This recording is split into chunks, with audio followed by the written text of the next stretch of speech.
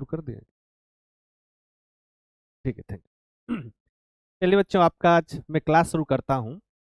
हमारा जो आज का टॉपिक है वह सिमिलर ट्रायंगल से है। समरूप त्रिभुज का क्या मतलब होता है, इसका मैथमेटिक्स में क्या इंपॉर्टेंस है, हम इस सिमिलर ट्रायंगल के हेडिंग में इसके बारे में पढ़ेंगे। देखो, मैं इस कॉन्सेप्ट को शुरू करने से पहले मैं आपको एक इंस्ट्रक्शन दे देता हूँ। और इंस्ट्रक्शन ऐसा है कि कुछ शिक्षक हैं, कुछ छात्र हैं जो ज्योमेट्री को यहाँ से भी पढ़ाते हैं। तो ये भी एक तरीका है, यहाँ से भी पढ़ने का तरीका है। आप ज्योमेट्री यहाँ से शुरू कर सकते हो।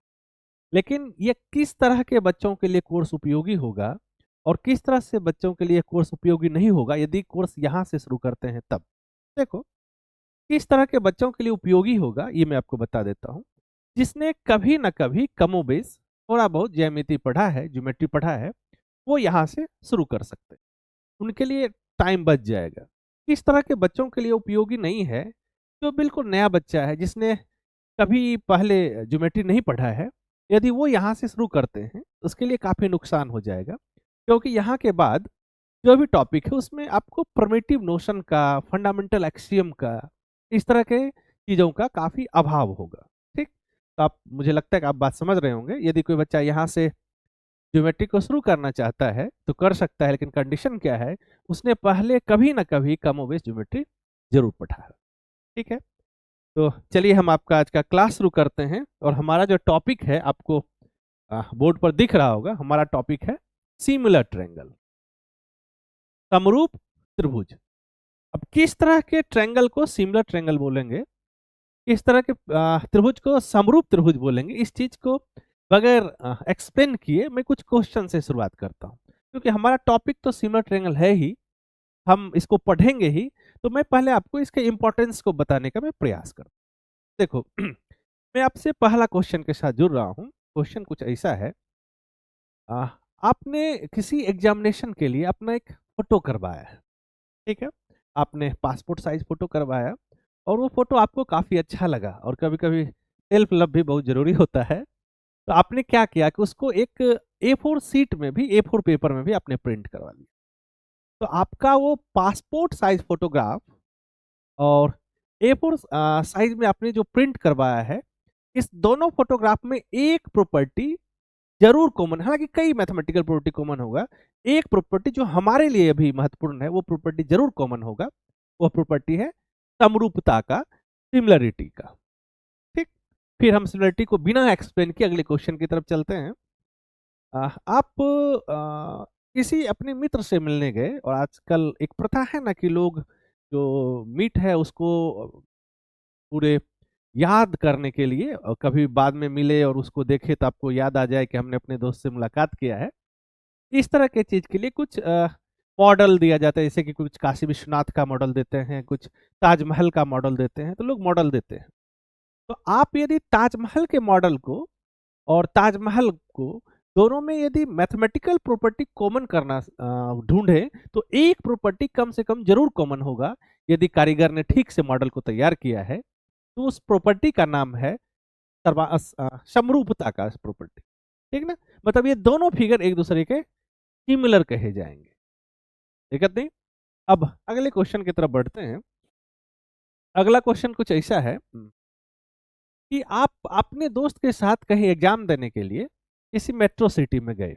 आपने एक बहुत ऊंचा इमारत देखा और आपके मन में आया कि क्या मैं इस बिल्डिंग का हाइट मेजर कर सकता हूं क्या, इस बिल्डिंग का मैं ऊंचाई माप सकता हूं क्या।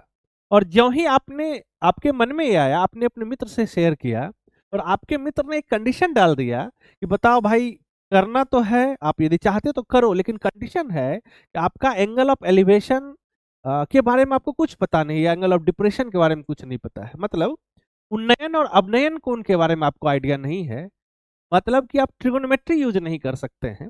तब इस क्वेश्चन को कैसे आप सॉल्व करोगे, कैसे अटेम्प्ट करोगे। तो ये तमाम क्वेश्चन जो है इसका कॉमन सॉल्यूशन है कि आपको यदि सिमिलर ट्रायंगल का आइडिया हो, सामान्य समझ हो, तो आप इस तरह के क्वेश्चन को सॉल्व कर सकते हैं। अब सिमिलरिटी की तरफ बढ़ने से पहले मैं एक टॉपिक को और एक्सप्लेन कर देता हूँ। एक टॉपिक पर मैं और आपका ध्यान आकर्षित करता हूँ। आपने एक काफी फेमस प्रमेय के बारे में पढ़ा है, पाइथागोरस प्रमेय। There are several proof of that theorem, near about 400, more than 400 proof है इसका। उसमें से एक प्रूफ जो पाइथागोरस थ्योरम का है वह सिमिलर ट्रायंगल के समरूप त्रिभुज के सिद्धांत पर आधारित है। तो इस तमाम छोटे छोटे चीजों से आपको ट्रायंगल के सिमिलर होने के महत्व को आप समझ पा रहे होंगे कि कितना मीनिंगफुल है, कितना इसका जरूरत है हमारे कोर्स के हिसाब से भी और सामान्य जिंदगी के हिसाब से भी। देखो, अब हम सिमिलर ट्रायंगल की तरफ बढ़ते हैं और सिमिलर ट्रायंगल के पाथ में हम फर्स्ट माइलस्टोन पर हम चलते हैं।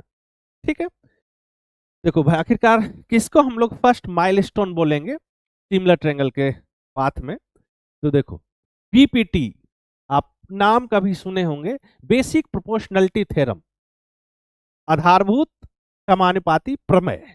इसको हम लोग फर्स्ट माइलस्टोन अपने कोर्स का समझेंगे। इसका स्टेटमेंट क्या है? देखो, इसमें कुछ कुछ टर्म आप ध्यान से देखें।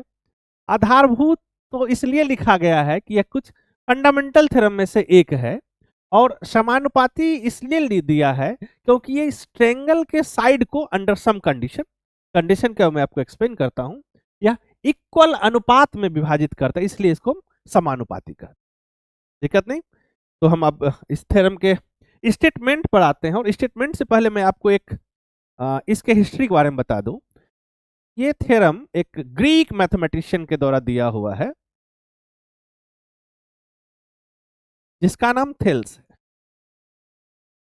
ठीक, थेल्स का जो ड्यूरेशन है उस पर काफी लोग अलग अलग बात करते हैं, तो मैं जो मोस्ट कॉमन एरा है मैं उसको लिख देता हूं। देखो, थेल्स का ये एरा माना जाता है दिस बीट 546। ठीक, अब इस स्टेटमेंट, इस थ्योरम का क्या स्टेटमेंट है, मतलब क्या इसका हाइपोथेसिस है, क्या परिकल्पना है और क्या निष्कर्ष है, मैं इसको बता दे रहा हूं। इसके स्टेटमेंट पर चलते हैं। देखो, ये क्या कहता है कि एबीसी को एक ट्रायंगल है, ठीक, और हमने एक लाइन लिया, इस लाइन का नाम हमने ईएफ दे दिया। क्या दे दिया? ईएफ। कोई दिक्कत नहीं। और कंडीशन क्या है? कहता है कि if EF parallel to BC, मैं स्टेटमेंट लिख देता हूं, if EF is parallel to BC then क्या भाई? तो ये कहता है कि एई का ईबी के साथ इस रेशियो को फाइंड करो, जो ये होगा वही A F by F C हो।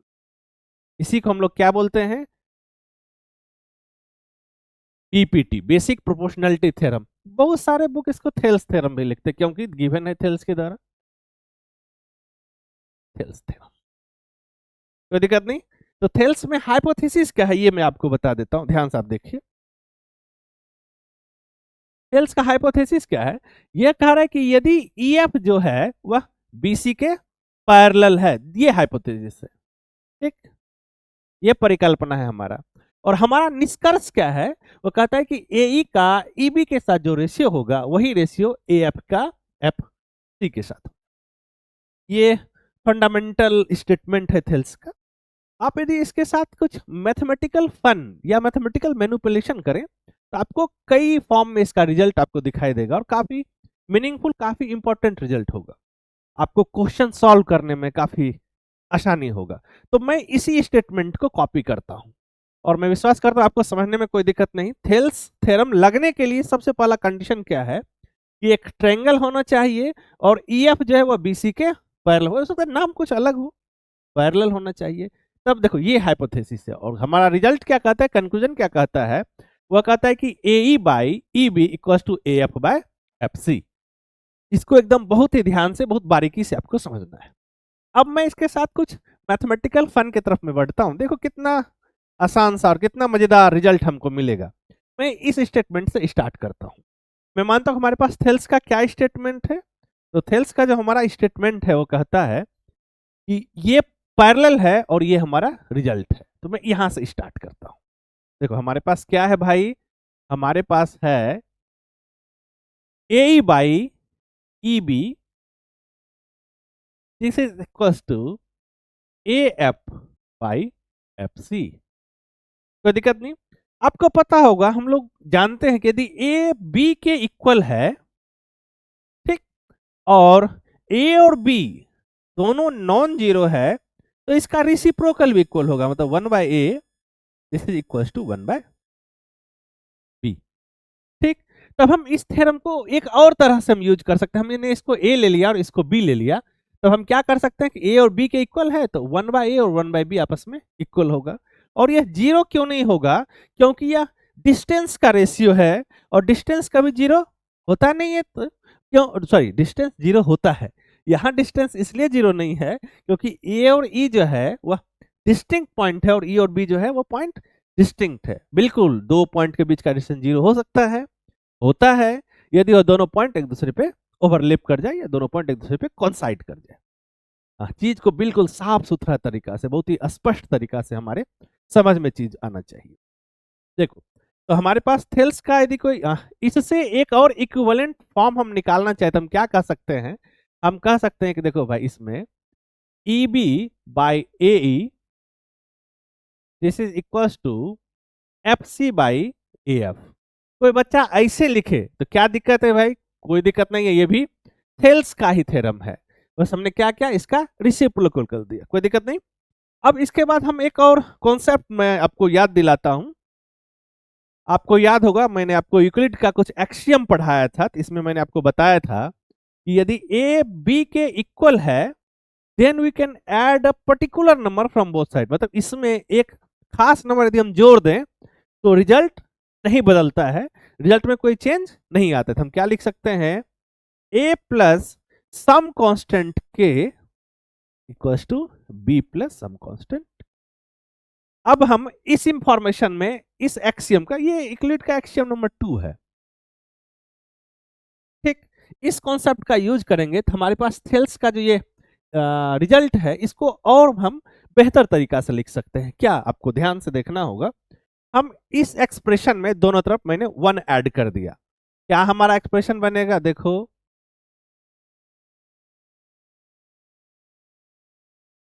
ए ई बाई ई बी,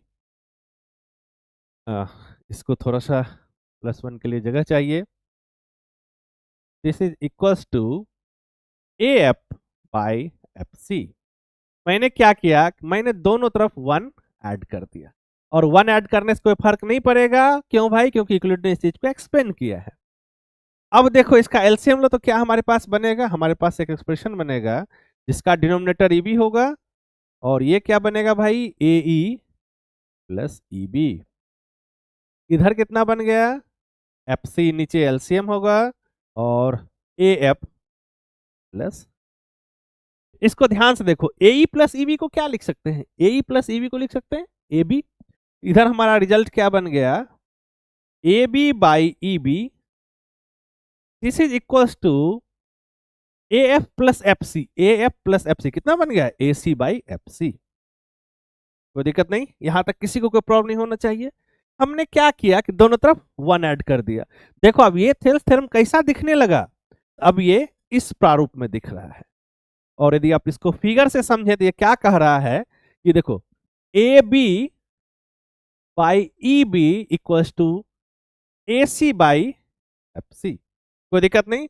यदि हम इसका रिसिप्रोकल ले लें तो हम इसको ऐसे लिख सकते हैं, देखो ध्यान से, हम इसको लिख सकते हैं E B by A B equals to, ऊपर में ए एफ, नीचे में हो जाएगा ए सी। कोई दिक्कत नहीं। A B by E B, A B by E B equals to A C by F C. यहाँ क्या कर दिया, इसका reciprocal E B by A B equals to यहाँ एफ सी होगा। इसको थोड़ा सा सुधार लेते हैं, ये क्या हो गया? एफ सी बाई, कोई दिक्कत नहीं। अब हम यदि इसके साथ सेम प्रॉपर्टी रिपीट करें, हम दोनों तरफ 1 ऐड कर दें, तो हमारे पास क्या रिजल्ट आएगा मैं उसको लिख दे रहा हूं, और आपका काम रहा कि आप उसको घर में करोगे। तो मैं ये तो यहां लिख ही चुका हूं, तो इसको मैं इरेज कर देता हूं। देखो, हमारे पास थेल्स का जितना भी डिफरेंट डिफरेंट फॉर्म होगा वो हमको समझ में अभी आ जाएगा। This is E. अब इसमें हम यदि 1 ऐड करते हैं, देखो A B plus A B हो जाएगा ऊपर, देखो A B plus A B, तो ऊपर कितना हो जाएगा भाई ए बी, और नीचे कितना A E, this is equal to F C plus, देखो F C plus A F, ये कितना हो जाएगा ए सी, और नीचे कितना बचेगा भाई ए एफ। देखो ये कैसा दिखा, अब हमको दिख रहा है कि A B by A E equals to A C by A F, फिर इसका रेसिप्रोकल कर लो, A E by A B equals to A F by, ये इतना डिफरेंट फॉर्म में हम थेल्स को लगा सकते हैं। यदि आप को समझने में थोड़ा कंफ्यूजन है तो आप क्या करोगे, वीडियो को रोकोगे, pause, review and then proceed, P R P, दिक्कत नहीं। मैं इसको समझाने का प्रयास करता हूं। देखो इतना तो ये मैथमेटिकल मैनिपुलेशन के बाद आया, हो सकता है कुछ बच्चा डर जाए। ये कहना इनडायरेक्टली क्या चाह रहा है मैं अगले पेज में आपको बता देता हूं। देखो आप किसी भी प्रारूप में लगाओ, लेकिन ऑर्डर यदि आप मेंटेन कर रहे हो तो वो सब थेल्स का ही स्टेटमेंट है। मतलब हमने एक ट्रायंगल लिया एबीसी, और यहां लाइन दे रखा है कि ई एफ जो है वह बीसी के पैरेलल है। कंडीशन क्या है भाई, E F is parallel to BC. तब आप थेल्स को कैसे कैसे लगा सकते हो ये मैं आपको बता देता हूं। देखो आपके किसी दोस्त ने कहा कि मैं इसे लगाऊंगा, हमने ए ई लिया और उसके बाद हमने ए बी ले लिया, ठीक। तो देखो इसका क्रॉसपोंडिंग ए का क्रॉसपोंडिंग क्या, इधर इसमें क्या लगाएंगे भाई, जैसे इक्वल टू ए एफ, और ए बी का क्या हो जाएगा ए सी, ऐसे लगा लेंगे। आपके किसी मित्र ने कहा कि भाई मैं यहां से शुरू करता हूं, मतलब मैं बीई बाई ए बी लिखता हूं, तो उधर क्या लिखना पड़ेगा, आप ध्यान से देखो, देखो बी क्या लिखना पड़ेगा, एफ सी, और ए बी का कॉरस्पॉन्डिंग ए सी।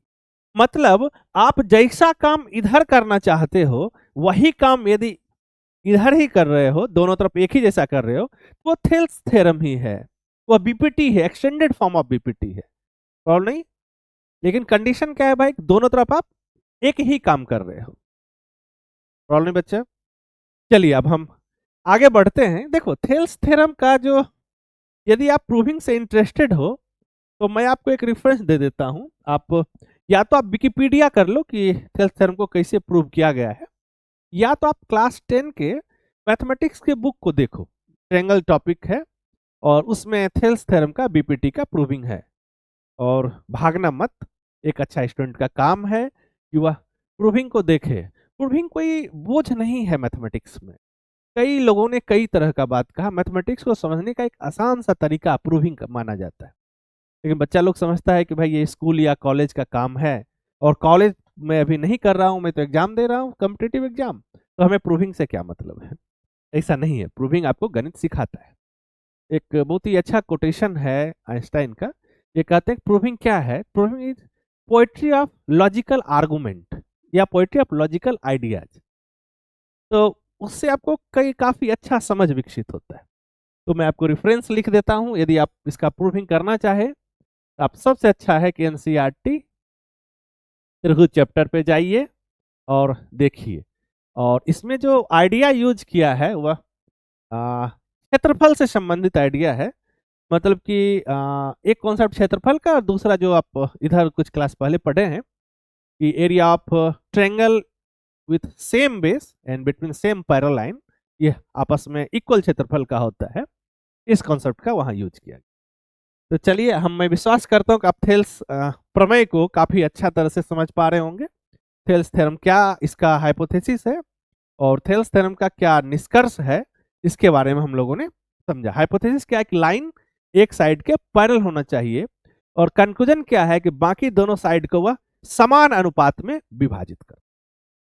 चलिए थेल्स थ्योरम से आगे बढ़ते हुए एक और हम इंपॉर्टेंट थ्योरम की तरफ बढ़ते हैं। देखिए यह थ्योरम जो है वह ट्रेपिज्म से संबंधित है, और यह कहता क्या है, आप ट्रेपिज्म के परिभाषा को काफी अच्छे तरह से जानते होंगे। किस तरह के क्वाड्रेटल को हम लोग ट्रेपिज्म कहते हैं, समलंब कहते हैं। उसमें कोई जो सम्मुख भुजा होगा उसका कोई एक पेयर यदि समानांतर हो जाए हम उसको क्या बोलते हैं बाबू, कि वह जो हमारे पास क्वाड्रेटरल है वह ट्रेपिजम है। इसमें क्या स्टेटमेंट है, ध्यान से देखो, कह रहा है कि एबीसीडी एक समलंब चतुर्भुज है जिसमें ये और ये ए बी डीसी के पैरेलल है और ए बी ई एफ के पैरेलल है। तो आपको दिखाना है कि this by this equal to this by this. इसमें ध्यान से देखो, यदि ए बी डीसी के पैरेलल है और ए बी ई एफ के पैरेलल है, तो हम कह सकते हैं कि बताओ कि ई एफ जो है वो डीसी के भी पैरेलल है। आपको मैं पढ़ाया भी हूं या आपने पहले कभी पढ़ा होगा कि एक लाइन है एल एम के पैरेलल है और एम एन के पैरेलल है, तो एल एन के पैरेलल, कोई दिक्कत नहीं। तो यहां से यहां तक जो आपको लिखा हुआ है यह हाइपोथेसिस है, यह परिकल्पना है। क्या है भाई? हाइपोथेसिस है, परिकल्पना है। और ये हमारा निष्कर्ष है।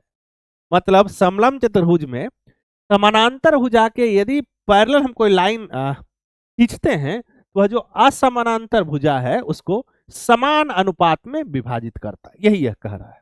इसको प्रूव यदि करना चाहो तो कुछ नहीं है, आप ए से सी को ज्वाइन कर दो, कर दिए, और इस पॉइंट का नाम एफ दे देते हैं। बस यहाँ थेल्स थ्योरम का यूज करेंगे और मैं इसलिए इसका प्रूविंग करवा रहा हूं कि आपको थेल्स थ्योरम रिकॉल भी हो जाएगा। देखो ध्यान से, हमने ट्रायंगल चुना ए डी सी, हमारे पास ई एफ जो है वह पैरेलल है डीसी के। क्यों भाई? क्योंकि ए ई एफ जो है यहां दे रखा है कि ए बी के पैरेलल है और इस कॉन्सेप्ट का यूज करके ई एफ जो है डीसी के पैरेलल है और यहाँ एफ ही लिख लिया, इसको एफ प्राइम कर लेते हैं, कोई दिक्कत नहीं। तो ई एफ प्राइम भी डीसी के पैरेलल हो जाएगा। क्यों भाई? ई एफ प्राइम जो है वो ई एफ का एक सिगमेंट है। तो हम थेल्स थ्योरम लगाना चाहे तो कैसे लगाएंगे? हम लगा लेंगे A E by E D, this is same as A F prime by F prime. अब हम इस ट्रायंगल में चलते हैं, ट्रायंगल ए सी बी में। ध्यान से देखो, एफ प्राइम एफ जो है वह ए बी के पैरेलल है।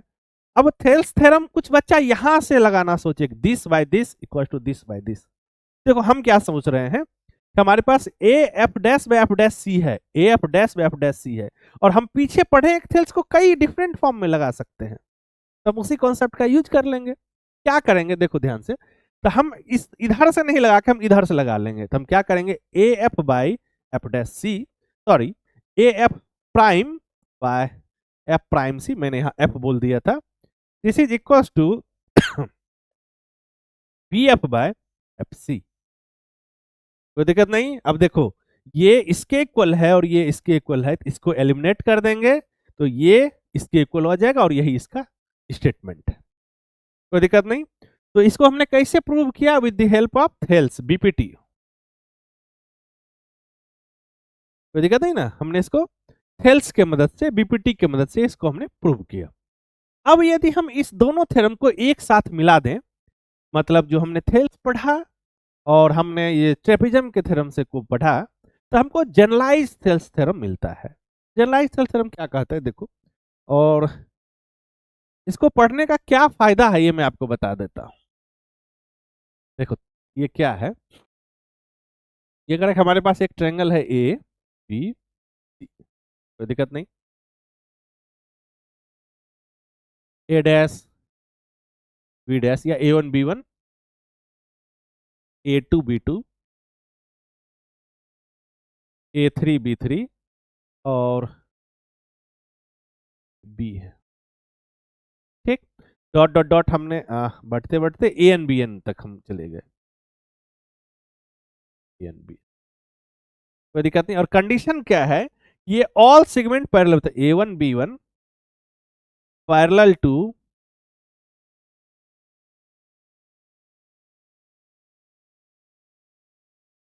A1 B1, this is parallel to A2 B2, this is parallel to A3 B3, ऐसे दे रखा है।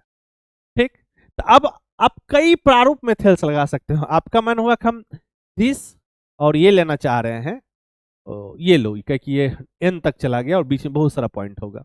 हमारा मन है कि a बाय A1 ले रहे हैं और दूसरा A2 बाय A3 लेंगे। इधर क्या लेना पड़ेगा भाई, a बाय B1 और B2/3।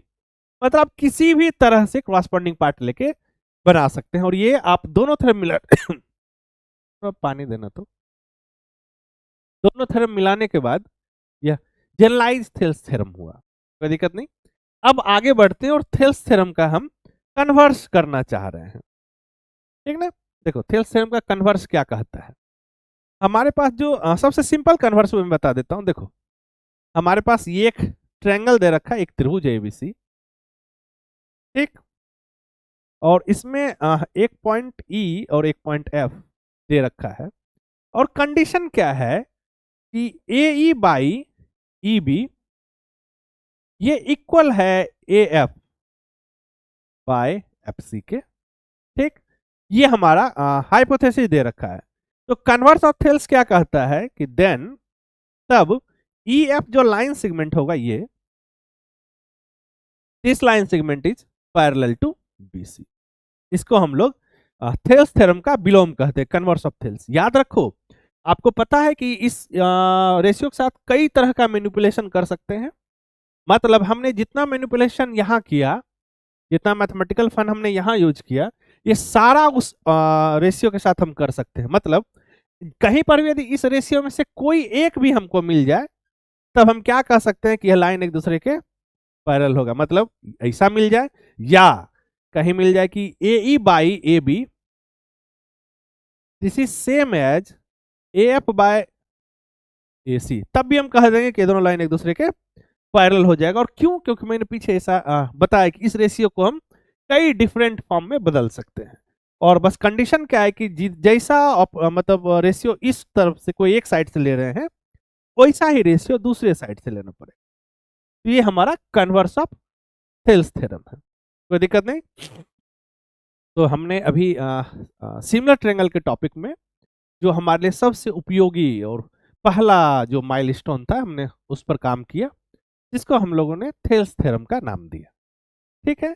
और ये काफी उपयोगी है एग्जाम के पॉइंट ऑफ व्यू से, और हमने इसके विलोम को पढ़ा था। आपको इसका थेल्स थ्योरम का और थेल्स थ्योरम का विलोम आपको दोनों प्रॉपर समझ में आना चाहिए। और आप इसको कहीं कॉपी में नोट कर लो, और इसको एक बार किसी बुक के सहारे, जो फंडामेंटल बुक है, बेसिक बुक है एनसीईआरटी टाइप, उसके सहारे आप एक बार करो। उसके बाद आप किसी भी कॉम्पिटिटिव एग्जाम के क्वेश्चन की तरफ चलेंगे, कोई दिक्कत नहीं। तो हम आप इस वीडियो को रोको, देखो, फिर आगे बढ़ो। PRP, pause, review and proceed. कोई दिक्कत नहीं। अब हम इससे संबंधित कुछ क्वेश्चन की तरफ चलते हैं। चलिए इस क्वेश्चन से हम लोग क्वेश्चन का शुरुआत करते हैं। क्वेश्चन को आप ध्यान से बारीकी से पढ़िए और क्वेश्चन को करने का प्रयास कीजिए। देखिए क्या कह रहा है। कह रहा है कि in triangle ABC D is parallel to BC. ये जो है वह बीसी के समानांतर है, और AD बाई DB, यह AD बाई डी इसका रेशियो दे रखा है, EC दे रखा है 3 सेंटीमीटर है। आपको AE का वैल्यू मान निकाल, इसका हमने X मान लिया। इस इंफॉर्मेशन का हम यूज करके क्या कह सकते हैं कि हमारे पास एक ट्रायंगल है, और जिसमें DE BC के पैरेलल है, तो हम ये थेल्स लगाने के लिए तैयार हैं, ठीक है। तो हम क्या लिख सकते हैं भाई? हम लिख सकते हैं AD by DB equals to AE by EC। क्यों? क्योंकि अभी तुरंत हमने BPT थ्योरम पढ़ा, बेसिक प्रोपोर्शनलिटी थ्योरम। इसी को हम लोग थेल्स थ्योरम भी कहते हैं। बस इस इंफॉर्मेशन को इसमें पुट कर दो। AD बाई DB कितना दे रखा है? तो 3/5। AE का वैल्यू निकालना ही है, तो उसको X ले लिया, और इसका वैल्यू कितना है? 3। तो X के लिए क्या करेंगे भाई? हम X कैसे निकालेंगे? That implies X equals to, देखो 3 3 जा 9/5। इसको डेसिमल में कन्वर्ट कर लो, तो क्या करेंगे भाई? 5 इकाई 5, और बचेगा कितना? 4। 8 बचे 40। हमारा आंसर कितना आ गया? 1.8 सेंटीमीटर। हमने इसमें क्या यूज किया था? हमने इसमें सिर्फ थेल्स थ्योरम का, जिसको हम बीपीटी भी कहते हैं, इसका यूज किया। और हमने थेल्स थ्योरम का क्यों यूज किया? क्योंकि हमारे पास थेल्स थ्योरम का हाइपोथेसिस दे रखा है, एक त्रिभुज दे रखा है, और साथ ही साथ डी जो है वह बीसी के समानांतर दे रखा है। हम थेल्स को लगाने के लिए हम एलिजिबल हैं और हमने थेल्स थ्योरम का यूज किया। चलिए अब दूसरे क्वेश्चन की तरफ चलते हैं। आप इसको देखो, करने का प्रयास करो। देखो क्या कह रहा है, हमारे पास एक ट्रायंगल एबीसी है, इसमें भी डीई और बीसी समानांतर है, मतलब ये और ये पैरेलल है। AD by D B, this और दिस का रेशियो 4:7 है। एसी का वैल्यू, पूरे का वैल्यू दे रखा है, इतना है भाई, तो ये 6.6 है। तो यही फाइंड आउट करना है हमको, इसका वैल्यू निकालना है। देखो ध्यान से हम इसी फॉर्मेट में लगाएंगे। आपको मैं थेल्स जब पढ़ा रहा था तो मैंने थेल्स का कई फॉर्म आपको हमने बताया, मैं उसमें से एक फॉर्म का यूज करके क्वेश्चन में आपको करना सिखा। हम इसको कैसे यूज करेंगे, तो हम इसको यूज करेंगे, देखो उधर से लिख रहे हैं ए ई बाई ए सी, इधर से क्या लिखेंगे A D by A B. इसमें किसी को प्रॉब्लम नहीं। अब देखो इसका तो वैल्यू निकालना है ए ई का, और ए सी का वैल्यू कितना है भाई 6.6। अब हमको इस गिवन इंफॉर्मेशन से A D by D B से हमको क्या निकालना है, A D by A B. यदि आप बेसिक रेशियो का कॉन्सेप्ट आप जानते हो, रेशियो का, तो हम इसको काफी आसानी से हम कर सकते हैं। देखो ए डी कितना हो जाएगा 4K और डी बी कितना 7K। अब हम किसको निकालना चाह रहे हैं भाई, A D by A B. तो ए डी कितना है 4K और ये कितना है 7K। इसका रेशियो कैसे लिखेंगे, 4K बाई, अगली बार से मैं सीधे रेशियो लिख दूंगा, 4+7 11K, मतलब कितना आ गया भाई 4:11। कोई दिक्कत नहीं, इससे इसको कैंसिल करवा देंगे, कितना टाइम्स 0.6 टाइम्स। तो ए को हम क्या लिख लेंगे, ए इक्वल्स टू 0.6, 6×4 2.4, यूनिट कितना है तो सेंटीमीटर। लो ये हमारा आंसर आ गया, ये ऑप्शन है। देखो हमने यहां पर इसको इसमें कन्वर्ट करने के लिए हमने बेसिक रेशियो का कॉन्सेप्ट यूज किया। और यदि आप सीरियस स्टूडेंट हैं एसएससी का या कोई भी कॉम्पिटिटिव एग्जाम का, तो आपको रेशियो का कॉन्सेप्ट आता होगा। ठीक है, तो बस बेसिक रेशियो का कॉन्सेप्ट यूज करना है। चलिए हम अगले क्वेश्चन की तरफ बढ़ते हैं। चलो दूसरा क्वेश्चन करते हैं इसको पढ़िए और करने का प्रयास कीजिए।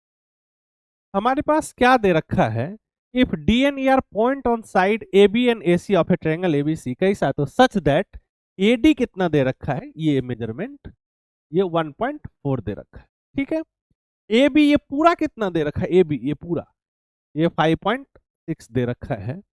ए सी कितना दे रखा है, ये 7.2 दे रखा है। और ए कितना दे रखा है, ये 1.8 दे रखा है। तो आपको क्वाड्रेटल DECB, अच्छा इस क्वाड्रेटल के बारे में बताना है। देखो हम यहाँ पे क्या यूज करेंगे, अब ध्यान से देखो तो एक रेशियो के बारे में, ए बी और ए डी का रेशियो निकालो, कितना आएगा इसका रेशियो 4 आ जाएगा। उसी तरह से हम ए सी बाई ए का रेशियो निकाल ले, इसका रेशियो कितना आएगा 18×72, इसका रेशियो 4 आया। मतलब इस दोनों का रेशियो आपस में इक्वल है ना, मतलब दिस बाय दिस और दिस बाय दिस आपस में इक्वल है। तो bye converse of Thales,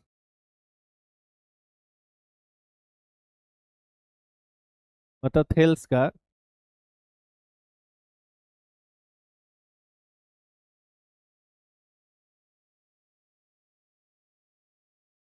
Thales प्रमेय का विलोम से हम कह सकते हैं कि भाई ये और ये लाइन एक दूसरे के समानांतर हो गया, D parallel to B C. अब ये एक ऐसा चतुर्भुज हमको बनते दिख रहा है जिसमें एक पेयर अपोजिट साइड का सम्मुख भुजा का समानांतर है। तो वह कैसा चतुर्भुज होगा, वह ट्रेपिजम होगा, समलम चतुर्भुज होगा। कोई दिक्कत नहीं, तो हमारा आंसर क्या हो जाएगा भाई, रोम्बस समलम चतुर्भुज। दिक्कत नहीं, इसको पढ़िए और समझने का प्रयास कीजिए, फिर मैं अगले क्वेश्चन की तरफ चलता हूं। देखो इसको, चलो अगला क्वेश्चन की तरफ चलते हैं। आप इसको पढ़िए और करने का प्रयास कीजिए। देखो इधर कह रहा है कि इन ट्रायंगल एबीसी डीई और बीसी समानांतर है, मतलब थेल्स के लिए आपको हाइपोथेसिस दे दिया है। एडी का वैल्यू जो है इसको लिख लेते हैं, यह 4x-3 है। ए का वैल्यू जो है वह 8x-7 है। बीडी का मेजरमेंट जो है वह 3x-1 है। और सीई का जो है वह आपको x का वैल्यू फाइंड आउट। हम थेल्स थ्योरम लगाते हैं, सबसे आसान फॉर्म क्या है भाई, तो हम लिख सकते हैं कि AD by DB equals to AE by. इसमें ज्योमेट्री का काम बस इतना ही है, हमने थेल्स थ्योरम यूज किया और ज्यामिति का काम खत्म हो गया। अब इस इंफॉर्मेशन को इसमें पुट करते हैं, सॉल्व करने का प्रयास करते हैं। देखो क्या बनेगा information, 4x-3 by 3x-1 this is equals to 8x-7 divided by 5x। इस क्रॉस मल्टीप्लिकेशन करते हैं, हमारे पास एक्सप्रेशन बनेगा 4x-3 इंटू 5x-3, ये this is equals to 8x-7 multiply by 3x। अब इसको सिंपली मल्टीप्लाई कर देखो कितना आ जाएगा, 20x² माइनस 4×3 = 12। हम डिस्ट्रीब्यूटिव लॉ यूज कर रहे हैं, कोई दिक्कत नहीं। 15 + 9 इधर क्या बनेगा भाई, 24x² minus 8x minus 21x plus 7। अब देखो x वाले को एक साथ कर लो, पहले सॉल्व कर लेते हैं एक लाइन और तब। तो 20x², इसको कितना लिखेंगे 27x + 9। ये कितना हो जाएगा भाई 24x², इसको ऐड करें तो कितना लिखेंगे 29x प्लस। अब इसको इधर कर लेते थे, हमारा इक्वेशन बना 0 इक्वल्स टू, देखो 24x² में 20x² जाए तो कितना बचेगा 4x माइनस 29 यहाँ है और 27 जाए तो प्लस होके जाएगा तो कितना बचेगा -2x। और देखो +7 था और -9 हो जाएगा, इधर कितना बचा -2। इस एक्सप्रेशन में हम इसको उलट के लिखते हैं और 2 कॉमन कर लेते हैं, तो हमारे पास कितना बचा 2x² माइनस x माइनस 1 0। अब इसको हम फैक्टराइज कर सकते हैं by the middle term splitting. कैसे करेंगे देखो इसको, तो 2 1 जा 2 ऐसे लिख दे सकते हैं इसको, दैट इंप्लाइज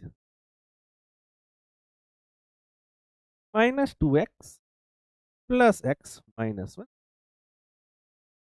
कोई दिक्कत नहीं। अब इसको क्या करेंगे, 2x कॉमन कर दिया, यहाँ कितना बचा x माइनस 1, यहाँ प्लस 1 कॉमन किया, कितना बचा x।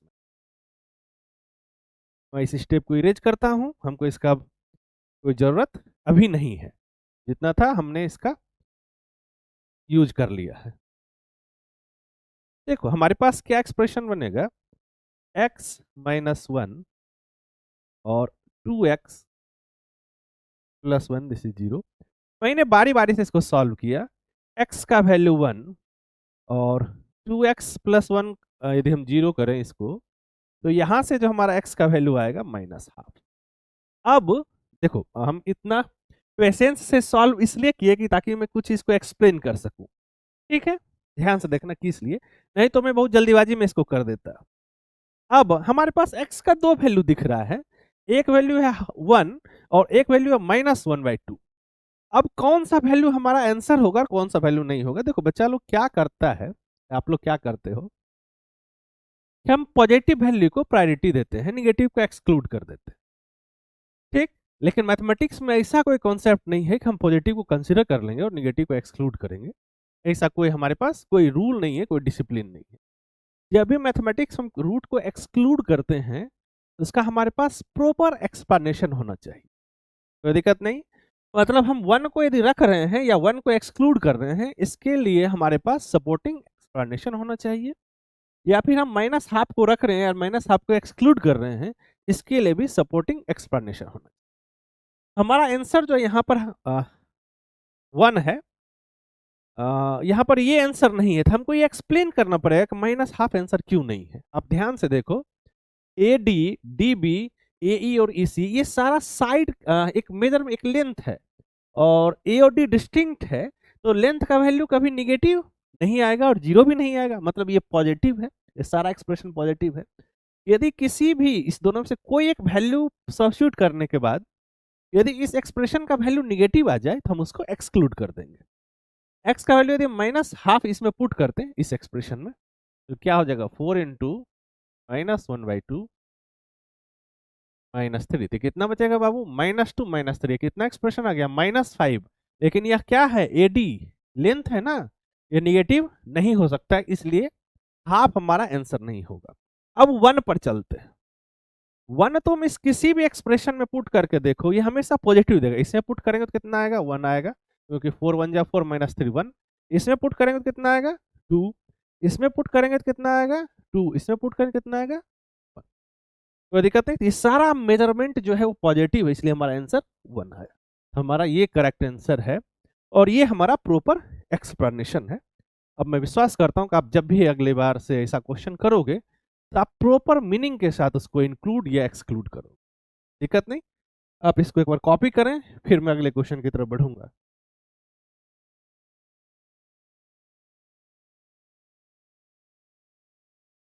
चलो अगला क्वेश्चन की तरफ बढ़ते हैं। ये क्वेश्चन बहुत ही आसान सा क्वेश्चन है, तो ये मैं आपके लिए छोड़ दे रहा हूँ, ठीक है।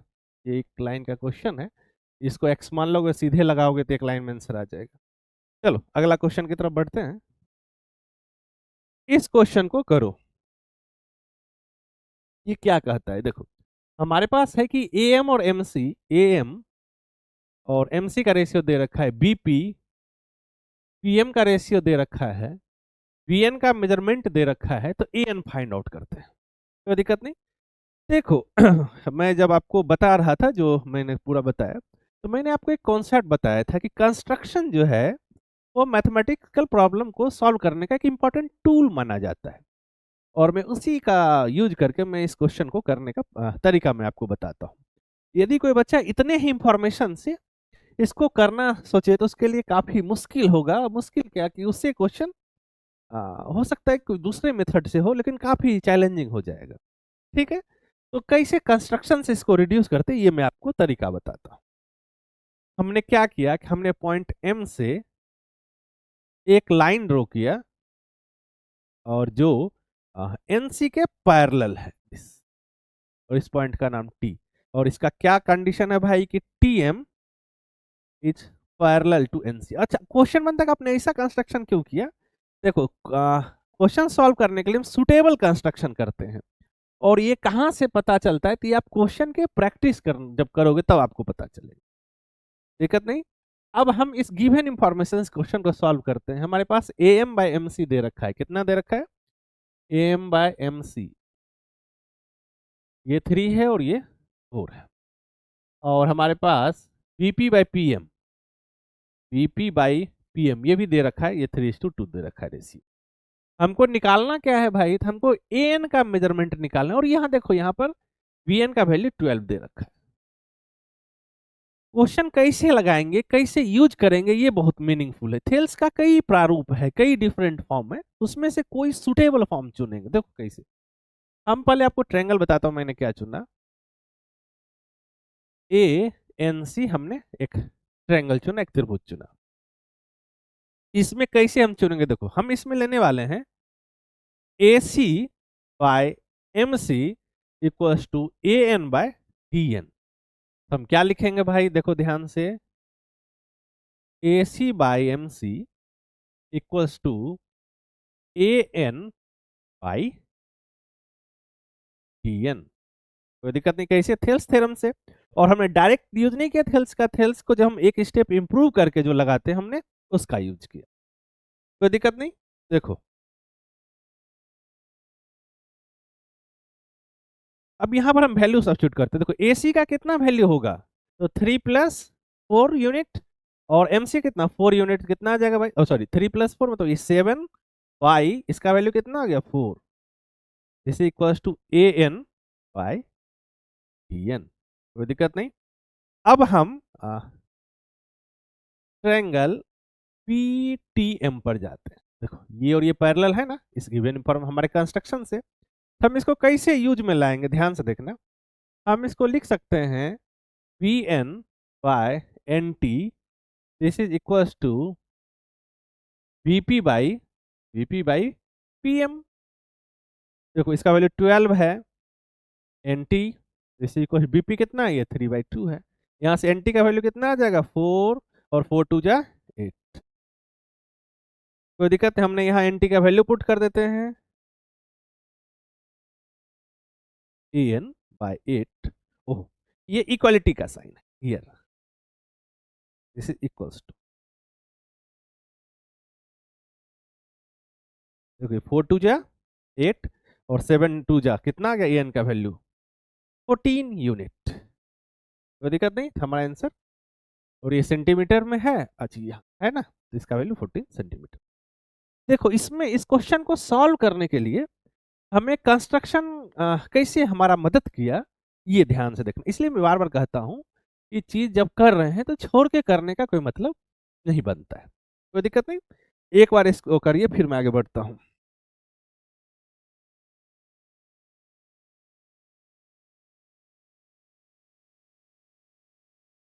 देखो इधर इस क्वेश्चन को करने में कुछ कुछ बच्चों को प्रॉब्लम हो रहा होगा। इसको एक और तरीका मैं आपको बता देता हूँ, मुझे एकाएक अभी याद आया। इसको मेनेलॉस थ्योरम कहते हैं। मैं थोड़ा सा बता दे रहा हूँ इसके बारे में।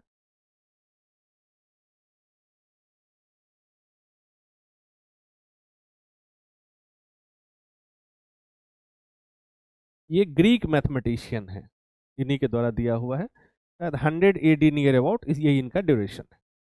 ठीक है, ये काफी इंपॉर्टेंट टूल है इस तरह के क्वेश्चन को सॉल्व करने का। मैं प्रयास करूंगा कि मैं इस पर एक इंडिपेंडेंट लेक्चर बना दूं, तकरीबन 20 क्वेश्चन या 15 क्वेश्चन का। हालांकि मैं अभी इसको एक्सप्लेन कर देता हूं और इसके इंपॉर्टेंस को या इसके कैसे हम इसको यूज करेंगे मैं इसके बारे में आपको प्रॉपर बता दे रहा हूँ। ये कहता क्या है कि मान लो कि कोई एक ट्राइंगल है, एक हमारे पास त्रिभुज है ए बी, ठीक। ये त्रिभुज और लाइन के सेक्शन के बारे में एक्सप्लेनेशन करता है। और एक कोई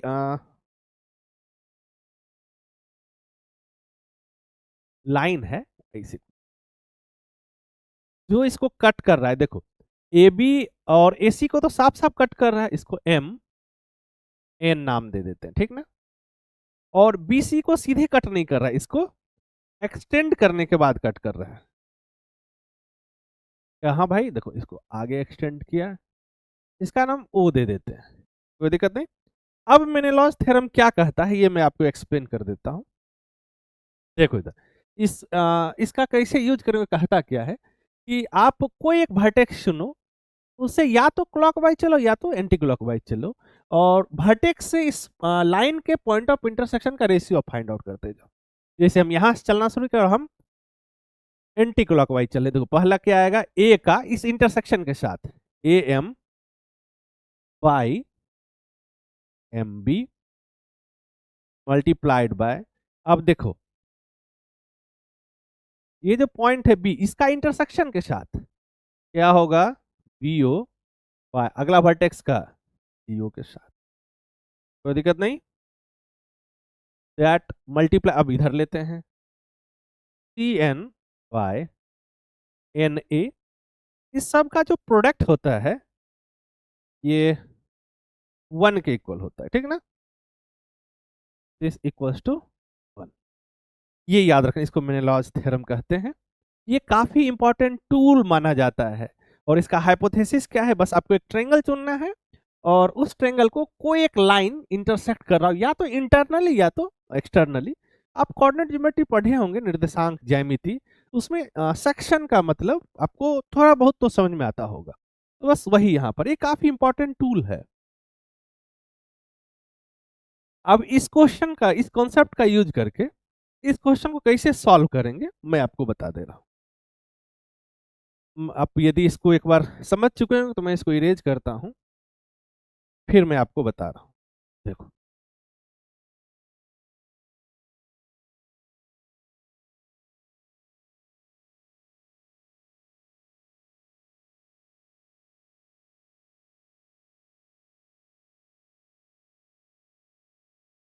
इसमें पहला काम है कि आप ट्रायंगल कैसा चुनते हैं और फिर लाइन कैसा चुनते हैं, ठीक। तो मैं आप अलग अलग कलर से मैं तुमको इसका आइडिया दे देता हूँ। ट्रायंगल चुनना ये कैसे आएगा, जब बहुत सारा प्रैक्टिस करोगे तब। एक दिन में ऐसा थोड़ी है कि कोई टीचर है वो मैजिशियन है, आपको छू देगा और आपको मैथमेटिक्स आ जाएगा, या आपके कान में जैसे लोग फूंक देते हैं अह, और आपको सब्जेक्ट आने लगा। ऐसा नहीं होता है। सीखना बहुत ही स्लो प्रोसेस है। कई बार आप अटेम्प्ट करोगे, असफल होगे, फिर अटेम्प्ट करोगे, फिर असफल होगे, और धीरे धीरे लोग सीखता है। तो कैसे इसको सेलेक्ट करोगे ये मैं बता दे रहा हूँ। देखो मैं भी अभी चेक ही कर रहा हूँ, क्या पता मेरा ये अटेम्प्ट सही हो या गलत हो, ठीक। मतलब ट्रायंगल का सिलेक्शन, हम ये ट्रायंगल चुन रहे हैं,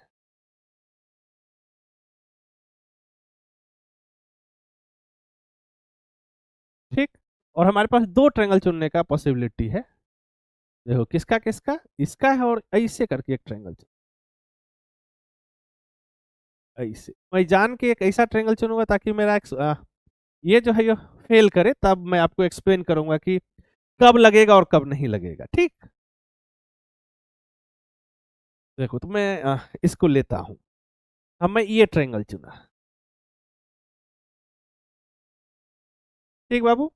अब हम इसके बाद लाइन क्या चुनते हैं, हमने ये लाइन चुनी, ठीक। अब हमारे पास कितना जगह का इंटरसेक्शन मिला, कौन कौन पॉइंट इसका इंटरसेक्शन है। तो हमारे पास एक पॉइंट, देखो इस ट्रायंगल एक एम और ए, और यहाँ इसका एक्सटर्नल इंटरसेक्शन है ना। यदि आप इसको लगाना चाहें तो ये कैसे इसमें लगेगा, ध्यान से देना देखना है। हम ए से शुरुआत करते हैं, तो हम क्या लिखेंगे, A N by A B that multiply by, अब देखो ए का काम एन पर आते हैं, एन एन सी को कहाँ कट किया, पी पर, N P by P C, इसको कहाँ कट किया भाई, C M by M A, इसका वैल्यू 1 आता है। कोई दिक्कत नहीं, हम यहाँ मिनेलॉस थ्योरम लगा दिया। अब क्या पता कि इस इंफॉर्मेशन से हमारा आंसर आ जाए, नहीं आता हम फिर दूसरा तरीका आपको बताएंगे, मतलब अलग ट्रायंगल चुनना। मैं आपको करना सिखा रहा हूँ, ठीक ना, ध्यान से देखना। A N by A P हमारे पास, A N by A B, A N by A B, A N के बारे में कोई इंफॉर्मेशन है क्या, और ए बी के हमारे पास ए बी के बारे में कोई इंफॉर्मेशन है नहीं है, ए बी के बारे में नहीं है ना। इसको यदि हम एक्स लिया तो यहाँ से थोड़ा देखो, इधर एक्स लिया तो ये 6 है ना। तो यहाँ क्या लिखेंगे, एक्स बाय एक्स प्लस 6। अब एनपी बाई पीसी दे रखा है क्या, एनपी और पीसी का, देखो यहाँ एनपी और पीसी के बारे में कोई इंफॉर्मेशन नहीं दे रखा है। तो अब मतलब हमारा ये जो अटेम्प्ट था, ये अटेम्प्ट मतलब तरीका सही है, लेकिन इस इनसफिशिएंट इंफॉर्मेशन की वजह से हम इससे रिजल्ट तक नहीं जा सकते। तब मैं अपना तरीका बदलूंगा। ध्यान से सीखना है बारी बारी से। अब एक ट्रायंगल चुन लिया और एक ट्रायंगल और बचा हुआ है, उसको चुन के देख लेते हैं क्या उससे बनेगा या नहीं बनेगा। अब बनेगा कैसे नहीं, हमने अब ये ट्रायंगल चुना, कौन भाई, ट्रायंगल ए बी एम, और लाइन कौन चुना है, तो एन सी, एनपीसी। तो लिख देता हूं पूरा, ध्यान से देखते रहना है। अब लगाओ, देखो फिर ए वर्टेक्स से स्टार्ट करते हैं लगाना। क्या लगाएंगे भाई, A N by N B. अब इस पर आते हैं, इसको कहाँ कट, इक्वल्स टू नहीं, मल्टीप्लीकेशन है, A N by N B multiply P P by P M, this is equal to M का कहा किसके साथ, एम सी बाई कितना, ए सी, ये 1 होता है। ए एन का वैल्यू हमको मालूम ही करना है, और एन बी का वैल्यू हमारे पास दे रखा है 12 है ना। तो देखो A N divided by 12 multiply by BP by P M, BP by P M कितना दे रखा है, 3/2, देखो यहाँ दे रखा है ना। अब एम सी बाई ए सी निकालना है। देखो हमारे पास A M by M C दे रखा है, कितना ए एम कितना है 3 और एम सी कितना है 4। हमको एम सी कितना आ गया भाई, रेशियो का कॉन्सेप्ट लगा रहे हैं 4 बाई टोटल कितना 7, दिस इक्वल्स टू 1। यहाँ तक किसी को प्रॉब्लम? एक फिर से देख लेते हैं, M C 4 by A C, something error here, नहीं ठीक है। 4 3 जा 12, तो ए एन का वैल्यू कितना आ गया भाई, A N by 14 this is equals to 1। तो ए एन का वैल्यू कितना आ गया 14। दिक्कत नहीं, ये हमारा आंसर है।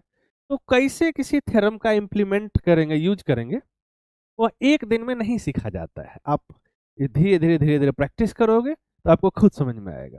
ठीक है, तो आप ये मेनलॉस थ्योरम है, इसको आप लिख लोगे, काफी यूजफुल थ्योरम है।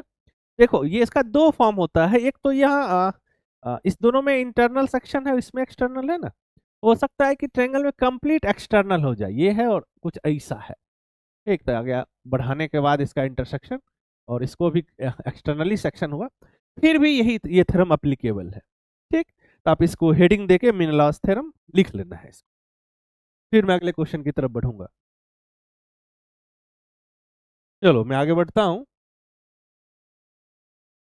आप इसको पढ़िए और करने का प्रयास कीजिए। देखिए यहाँ क्या कह रहा है कि इन ट्रायंगल एबीसी, हाँ एक ट्रायंगल एबीसी है, और इसमें क्या इंफॉर्मेशन है,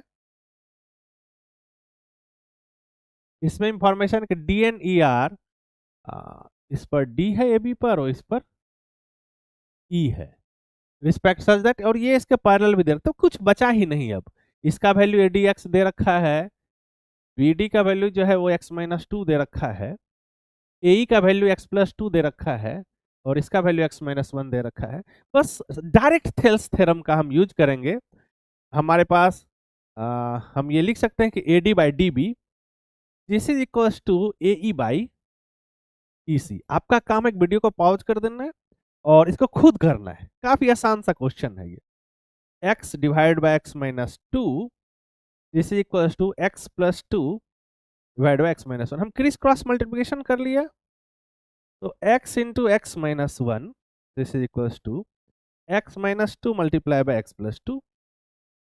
कोई दिक्कत नहीं, यहाँ कितना बचा भाई, एक्स स्क्वायर माइनस वन, इधर ए प्लस बी इंटू ए माइनस बी, ए स्क्वायर माइनस बी स्क्वायर, तो टू का स्क्वायर 4, ये कैंसिल आउट, और यहाँ डिस्ट्रीब्यूटिव करेंगे तो यहाँ x आएगा, तो माइनस एक्स का वैल्यू जो है वो -4 है, तो x वैल्यू कितना आ गया 4 यूनिट।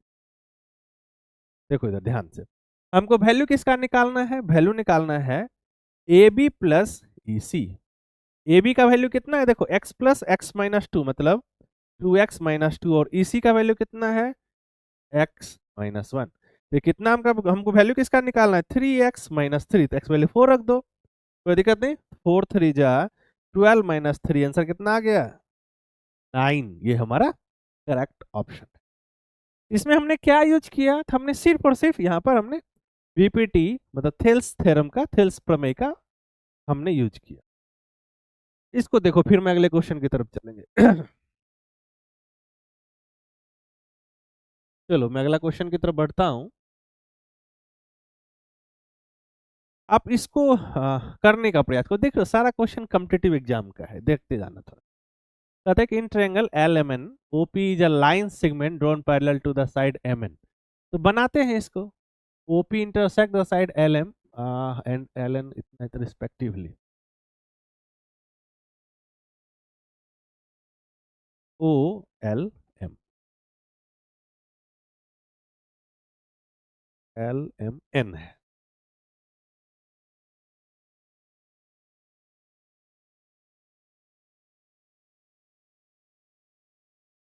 अब ओपी जो लाइन है कैसा है भाई, parallel to M N, M N के पैरेलल है, और एल एम पे ओ और उस पर पी है, ये ओ है और ये पी है, और ये पैरेलल है, तो कुछ ऐसा दे रखा है।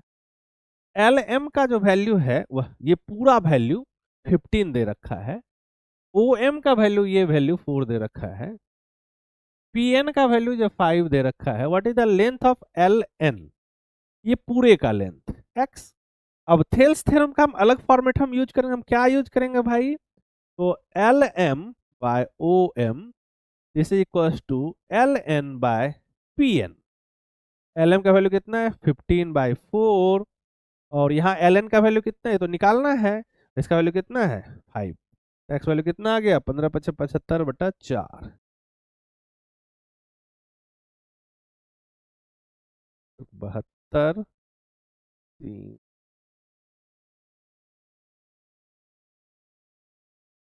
एक ही तो ऑप्शन है 75।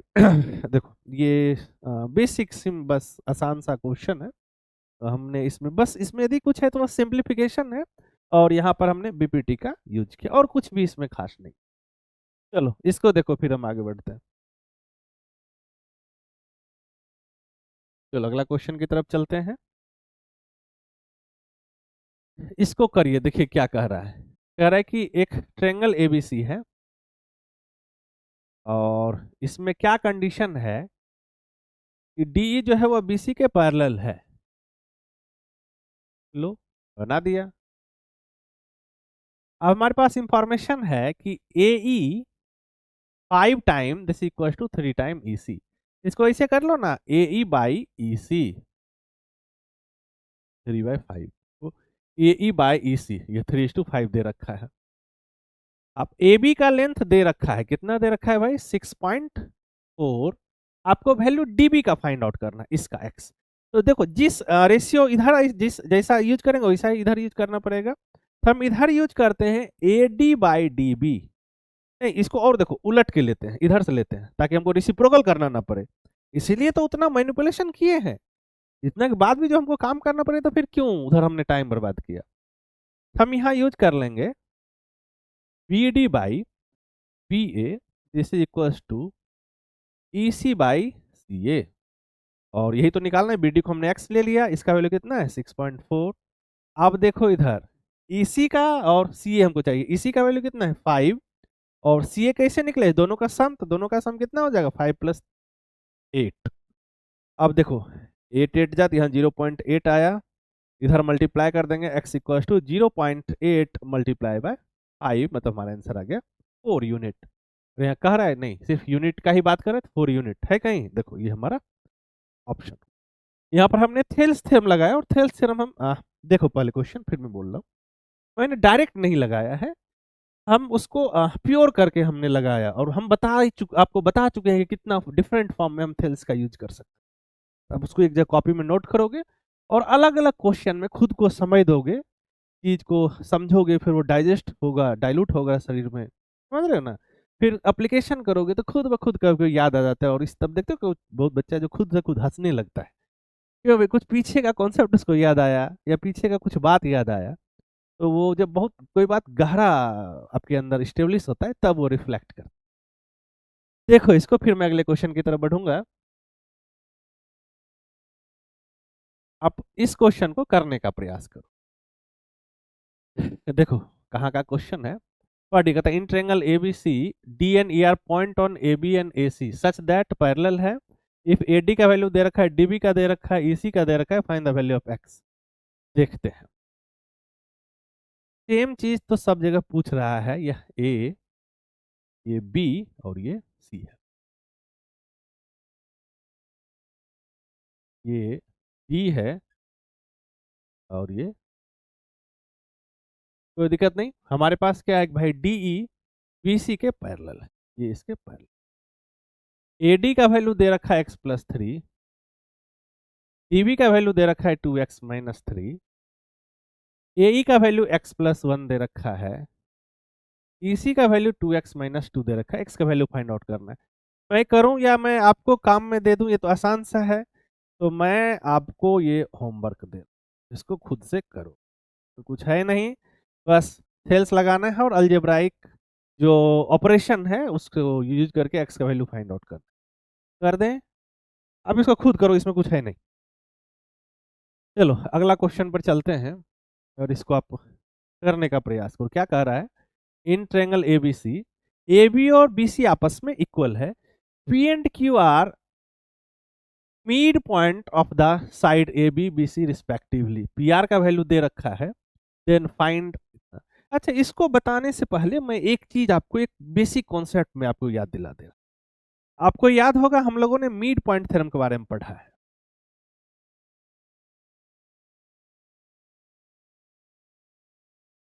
पढ़ा है मध्य बिंदु प्रमेय। मध्य बिंदु प्रमेय जो है, मिड पॉइंट थ्योरम जो है, यह हमने जो अभी बीपीटी पढ़ा है, आधारभूत समानुपातिक प्रमेय, उसका एक स्पेशल केस है। हम मिड पॉइंट थ्योरम को इससे काफी आसानी से डराइव कर सकते हैं। आपको याद होगा मिड पॉइंट थ्योरम का स्टेटमेंट क्या कहता है। वो कहता है कि एबीसी एक ट्रायंगल है, और ई और एफ जो है वह ए बी और ए सी का रिस्पेक्टिवली मिड पॉइंट है, तब ई एफ जो है वह पैरेलल टू बी सी है। और एक और स्टेटमेंट है कि बी सी का हाफ जो होता है वो ई एफ होता है। ये पढ़े, देखो इसको काफी आसानी से हम कर सकते हैं। ये मिड पॉइंट है तो हम क्या लिख सकते हैं भाई, A E by E B, इसका मेजर वैल्यू कितना आएगा 1, और A F by F C, इसका वैल्यू कितना आ जाएगा, ये भी 1। मतलब ये दोनों आपस में इक्वल हुआ, और ज्यों ही ये दोनों आपस में इक्वल हुआ, by converse of BPT,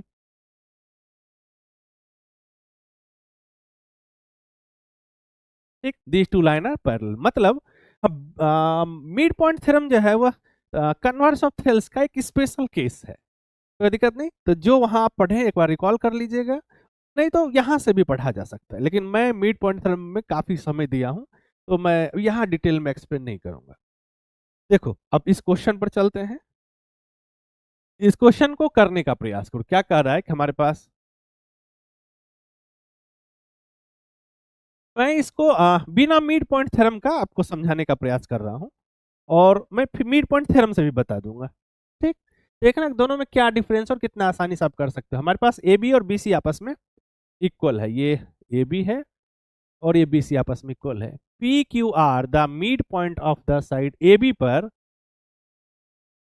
P B C पर, क्यू और इस पर आर है। कोई दिक्कत नहीं, ये सब मध्य बिंदु है। रिस्पेक्टिवली पी आर का वैल्यू दे रखा है। अच्छा, पी आर का वैल्यू दे रखा है, ये वैल्यू जो 5 दे रखा है।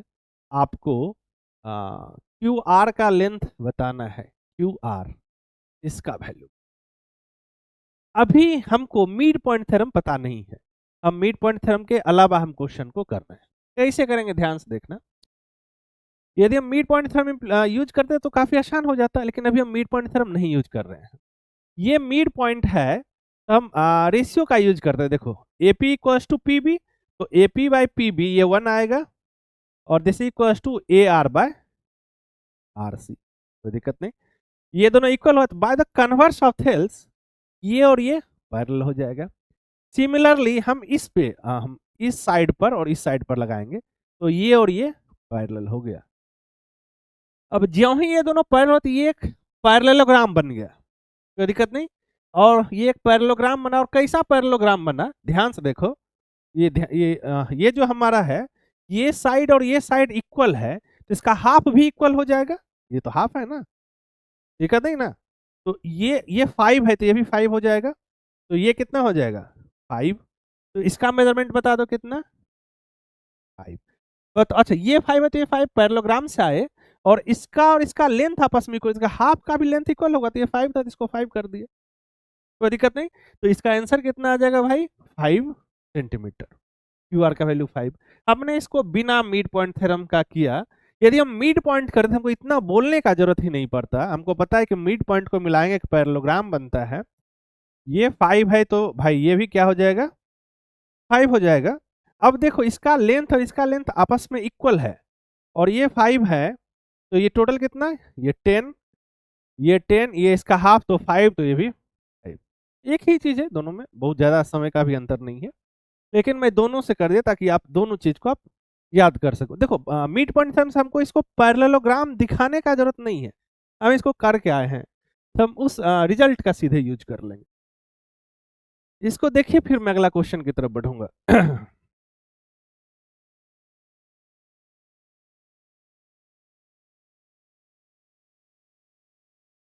इसको करो, देखो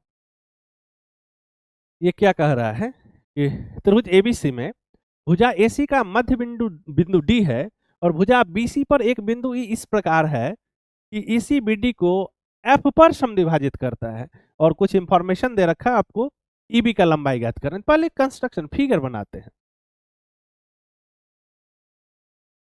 एबीसी हमारे पास एक त्रिभुज है, ये एक ट्रायंगल है, और ये कैसा ट्रायंगल है? D the mid point of AC, AC का मिड पॉइंट ये डी है,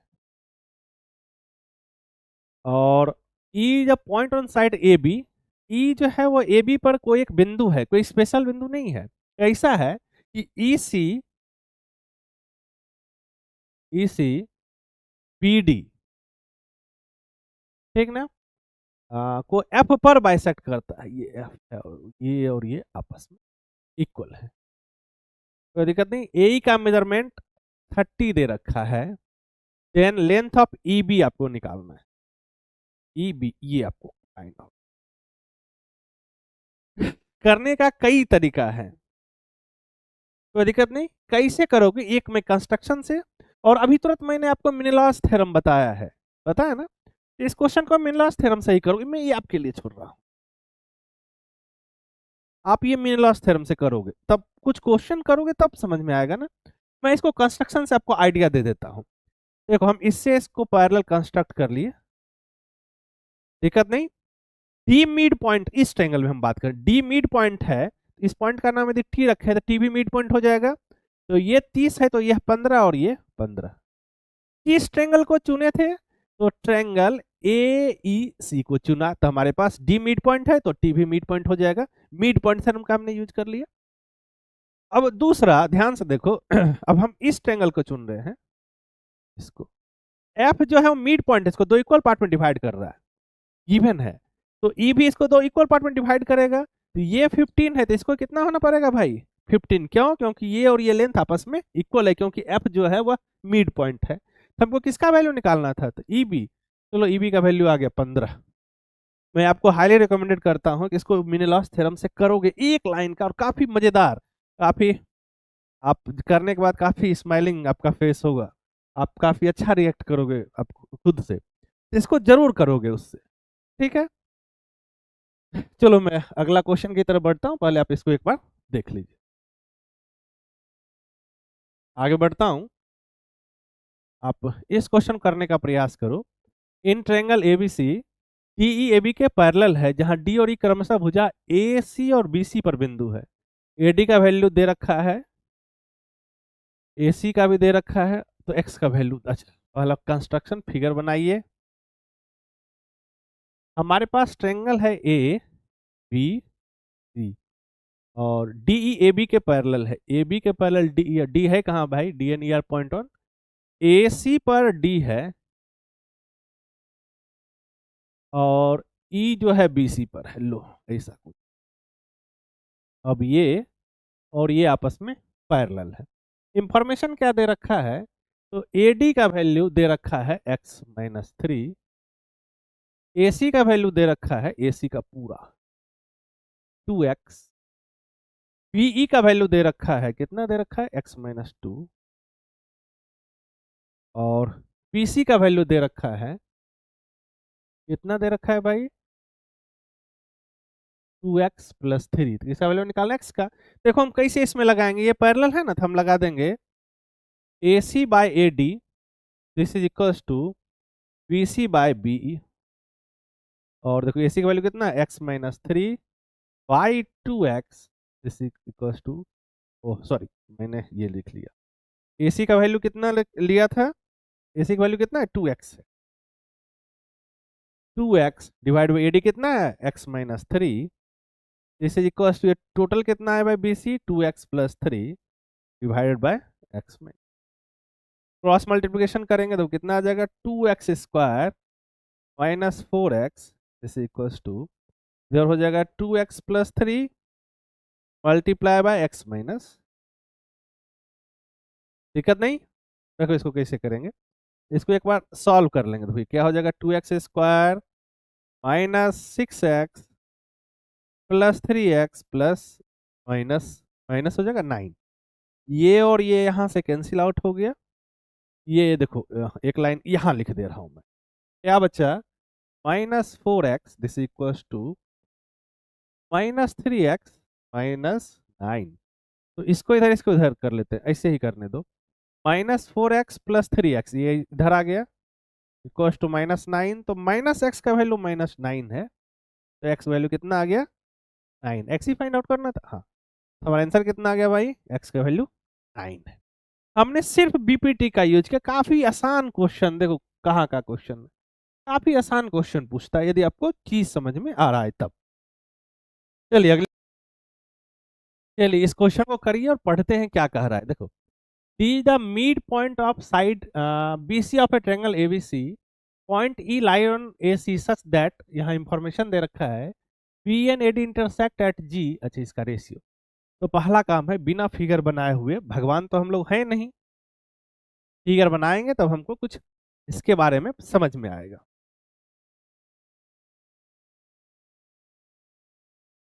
ए बी सी, हमारे पास डी जो है वो बीसी का मिड पॉइंट, डी इसका मिड पॉइंट। इसके बाद कह रहा है कि ई ए सी पर कहीं है, ई कहीं यहां है। ठीक, ध्यान से देखते रहना। सच दैट, कि ये इसको लिख लो, क्या दे रखा है, सी ई बाई, अच्छा सी इक्वल टू 1/3 टाइम ए सी। यहां से निकाल लेंगे ए सी बाई सी ई, ये कितना आ जाएगा 3/1। एक रेशियो हम इसका यूज करेंगे। बीई, बीई और ए डी एक दूसरे को जी पर प्रतिच्छेद करता है, हमको ए जी बाई जी डी। हाँ हाँ हाँ, ये बहुत ही अच्छा क्वेश्चन है, काफी इंपॉर्टेंट क्वेश्चन। इस क्वेश्चन को कई तरह से बनाया जा सकता है। एक तरीका मैं आपको बाय द कंस्ट्रक्शन, ये मैं आपके लिए छोड़ता हूं, ठीक ना। मैं इस क्वेश्चन को मिनलॉस थ्योरम से कर दे रहा हूं, ताकि जब मैं आपको एक दो क्वेश्चन मिनलॉस थ्योरम से करवा दूंगा, तो ताकि आपको खुद समझना आसान हो जाएगा, आपको खुद करने आ जाएगा। तो मिनलॉस थ्योरम में क्या करना होता है, आपको एक ट्रायंगल सेलेक्ट करना होता है, एक त्रिभुज सेलेक्ट करना होता है, और साथ ही साथ आपको एक लाइन सेलेक्ट करना होता है। तो आइए उसको सेलेक्ट करते हैं। देखो, हम हम इस बार ये ट्रायंगल चुन रहे हैं, तो जो ट्रायंगल चुन रहे हैं उसका नाम लिख लेते हैं। कई, अच्छा ऐसा हमने क्यों चुना, तो ये एक आदमी का अंडरस्टैंडिंग होता है ना, वो बता रहा है। अब दूसरा भी चुनोगे, फेल करोगे, फिर इस पर आओगे। पिछले बार मैंने आपको बताया था। तो हमने ट्रायंगल जो चुना, मैं लिख रहा हूं ए बी सी, और लाइन क्या हमने चुना, तो बी जी ई। यहां से शुरू करते हैं और इस बार क्लॉक वाइज चल रहे हैं। तो क्या लिखेंगे बताओ, ए E by E C into, अब सी पर आए, तो सी को, ये इस लाइन को सी डी को कहाँ कट कर रहा है, बी पर, तो C B into D B. अब यहां से चलते हैं डी जी इंटू जी ए, इसका वैल्यू 1 है। अब इस इंफॉर्मेशन को लिखते हैं, ए और ई सी। देखो ई सी 1 है ना, और ए ई कैसे निकलेगा, देखो ए ई कैसे निकलेगा, 3 - 1 मतलब 2 इंटू, देखो सी बी कितना, ये मिड पॉइंट है, तो सी बी और डी बी का रेशियो कितना आ जाएगा, 2:1। सी बी और बी डी, कोई दिक्कत नहीं, इंटू डी जी बाय जी, इसका वैल्यू कितना आ गया 1।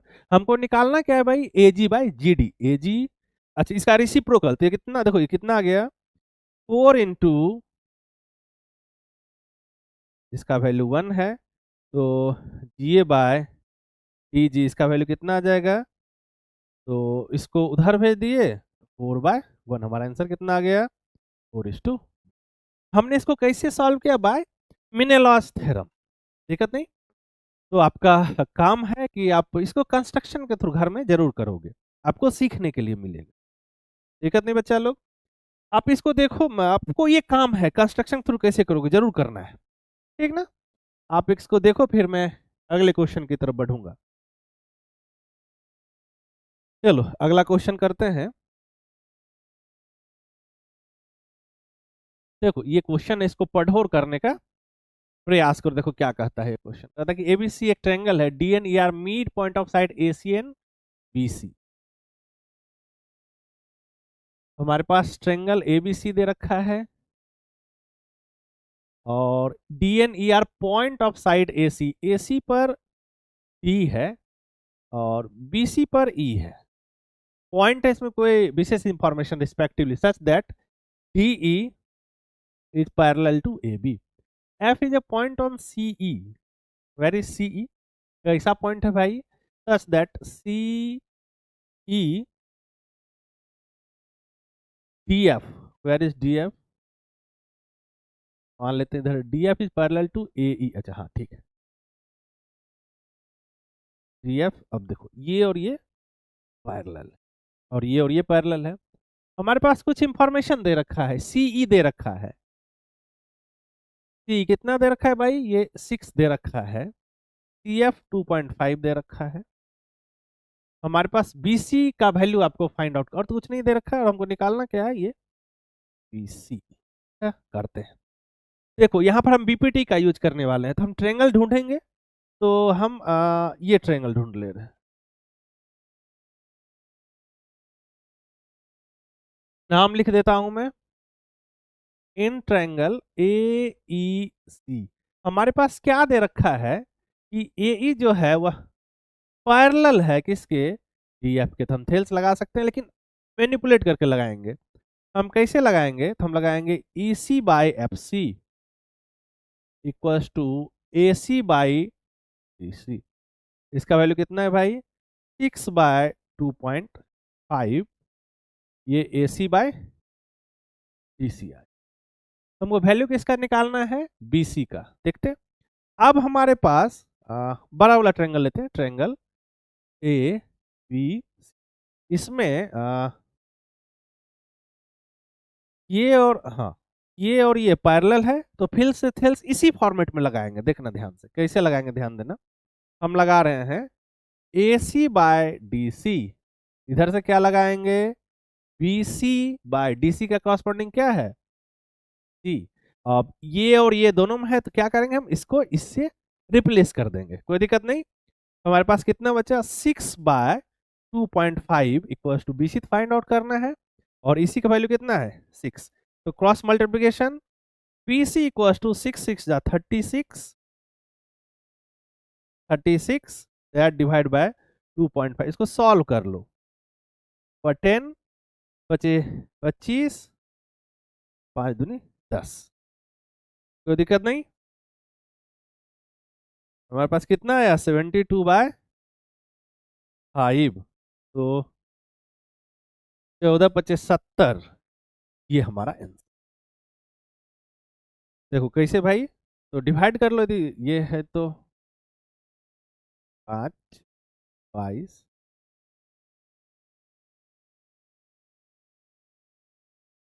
दिक्कत नहीं, हमारा ये आंसर हो। कोई दिक्कत नहीं बाबू। ध्यान से आपको इसको, बस मैं बार बार ये बता रहा हूं कि थोड़ा सा समय दो खुद को, और क्वेश्चन करते समय कोताही नहीं करेंगे। अपने आप को शांत रखेंगे और क्वेश्चन को बराबर से बारीकी से करते रहेंगे। दिक्कत नहीं है, ठीक है। इसको देखिए, फिर मैं अगले कॉन्सेप्ट की तरफ चलता हूं।